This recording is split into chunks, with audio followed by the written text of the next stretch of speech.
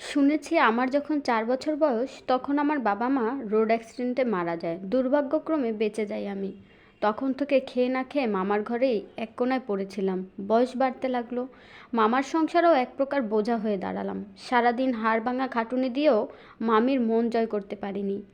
শেষমেশ মামা মামির আড়ালে বেশ কষ্ট করেই 50,000 টাকার 4 আনা দিয়ে একজোড়া কানের দুল বানিয়ে রেখেছিলাম আমার বিয়ের জন্য।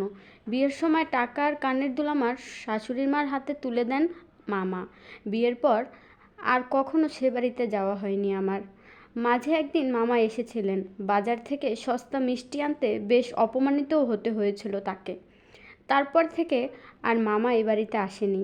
শুনেছি সেদিন এ বাড়ি থেকে যাওয়ার দিন রাতেই মামা মারা গেছেন। মায়ের শেষ অংশীদার মামাও যখন চলে গেলেন তখন আর আমার কে আছে এই পৃথিবীতে।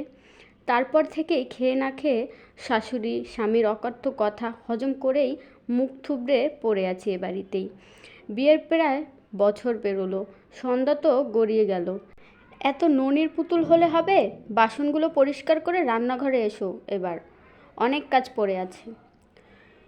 শাশুড়ির কথায় ভাবনার সুতো কাটলো আমার।